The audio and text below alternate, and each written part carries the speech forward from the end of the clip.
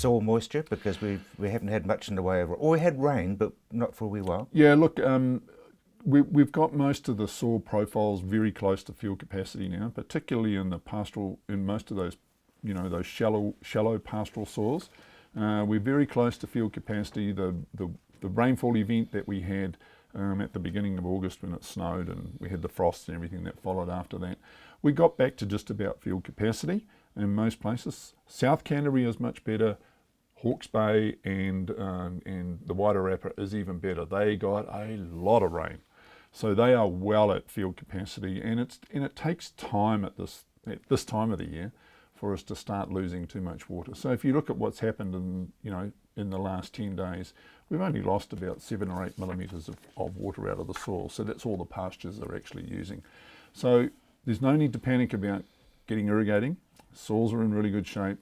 This is a year, particularly in Canterbury, when we have very low groundwater levels, and I've spoken about that before in previous interviews, where you want to make sure that you can serve as much of that annual volume that you have available for later in the season.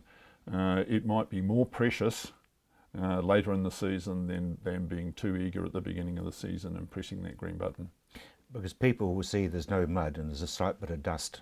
Yep. And they're going to go ding. Yep, that's immediately what happens. I mean, everything's starting to happen. Lambs are born, calves are born. You can see that things are growing. Crops are starting to grow. God forbid we might be getting some signs of bud break shortly.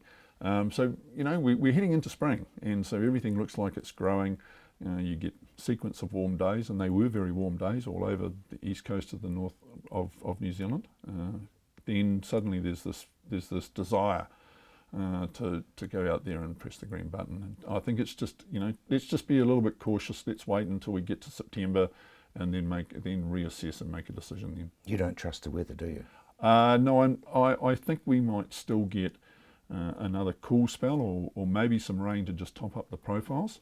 We're certainly not going to get the big rainfall recharge that we've got. So that's really important in areas where groundwater levels are low, is to be really cognizant of that, really be cautious about irrigating and protect and safeguard what you've got for later in the season. Noticed yesterday that the Alps are looking a bit skinny again. Yeah, they are looking skinny. I mean, when we have that northerly, northwesterly type weather which we've had, and again it's been the North Island and the South Island. If you look at the weather pattern, we've had this sort of back in this northwesterly, westerly type pattern. It's very warm. Snow just disappears very quickly. Yep. So that means their reserves are gone. Some of that reserve has gone. If you go further back into the Alps, there'll be plenty of snow back in there for the alpine rivers, the Ricaias, the Waimakarieris, the Waias, those sorts of rivers to sustain flows into the spring, and probably all the way up till Christmas.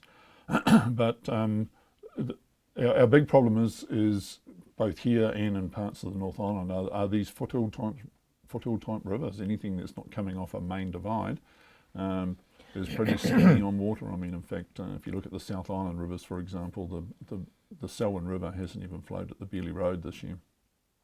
Really? So that's a very bad sign. And I can't remember when it last flowed at State Highway 1. Nor can I, and I go up and down that road quite a bit. You do, yep. And that's a sign that we have had an exceptionally dry winter again.